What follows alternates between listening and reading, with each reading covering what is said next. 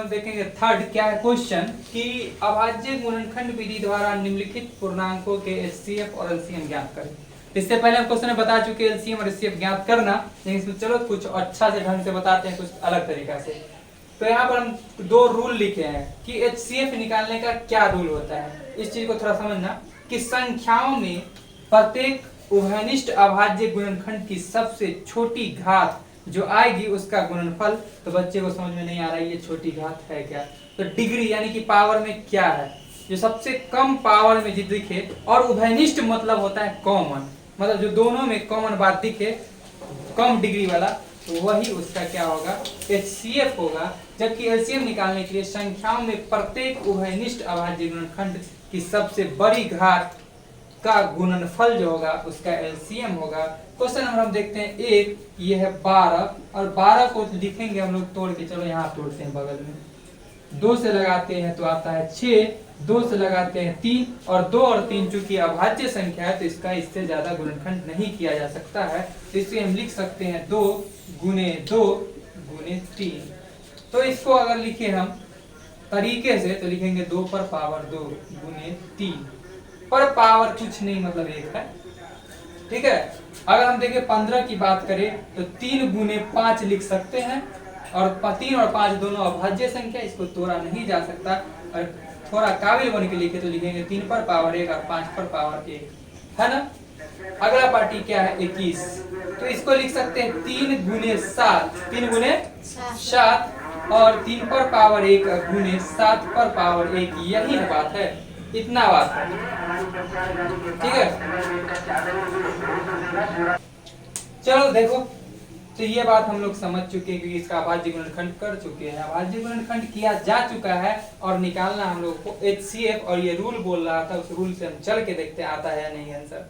तो निकालना हम लोग क्या चीज एचसीएफ ऑफ 12, 15 और 21। तो ध्यान से देखो ये रूल क्या बोला, संख्याओं में प्रत्येक उभयनिष्ठ अभाज्य गुणनखंड। तो अभाज्य गुणनखंड मेरा यही सब है। उभयनिष्ठ मतलब क्या होता है, जो कॉमन हो, जो तीनों के पास, यहाँ 3 नंबर है, तीनों नंबर के पास प्रेजेंट हो। तो प्रेजेंट तीनों के पास क्या है, 3 प्रेजेंट है, इसके अलावा कुछ भी नहीं प्रेजेंट है। कुछ प्रेजेंट है क्या, 3 पर पावर 1 यानी कि 3, समझ में आ गया।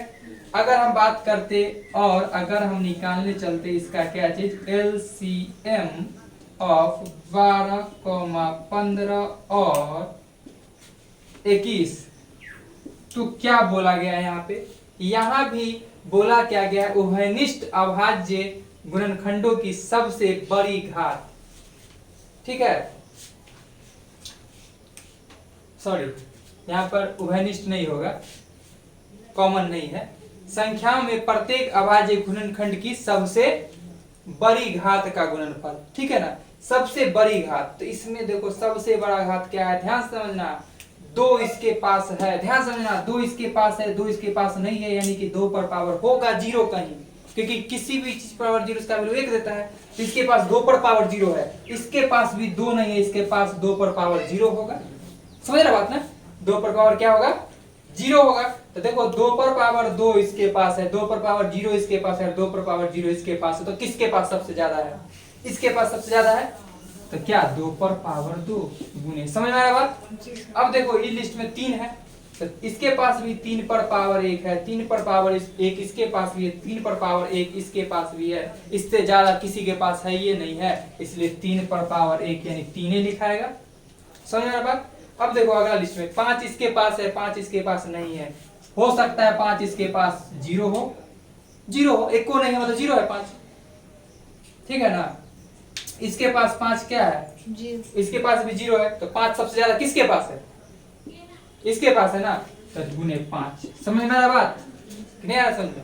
अब देखो 7 इसके पास है, इसके पास नहीं, हो सकता है 7 इसके पास नहीं हो, 0, 7 पर पावर 0, इसके पास भी 7 पर पावर क्या हो 0 हो, तो 7 किसके पास सबसे ज्यादा है, इसके पास सबसे ज्यादा है, इसलिए गुने 7 गुने 7, समझ में आ गया बात।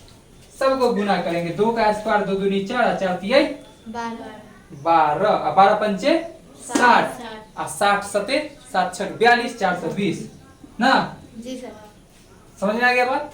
तो कैसे हम एलसीएम निकालते समझ आ गया ना, कि देखेंगे मैक्सिमम, देखो ना सबसे बड़ी घात, बोला ना सबसे बड़ी घात, तो सबसे बड़ी घात देखो 2, पहले तो देखेंगे क्या क्या चीज आया है, गुणनखंड क्या क्या आया, 2 आया है, 3 आया है, 5 आया है, 7 आया है।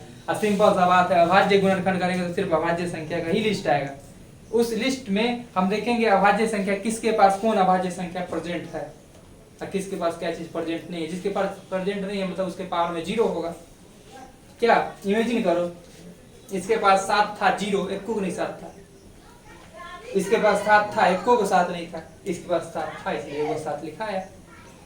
इसके पास 2 था, 2 पीस था, तो इसके पास 2 था नहीं, एक पीस भी नहीं था, 0 था, इसके पास भी 2 0 था, इसके पास 3 था, इसके पास 3 था, इसके पास भी 3 था, एक अक्के पीस था इसलिए 3 ले लिए। समझ में आ गया बात? पक्का नोट करें।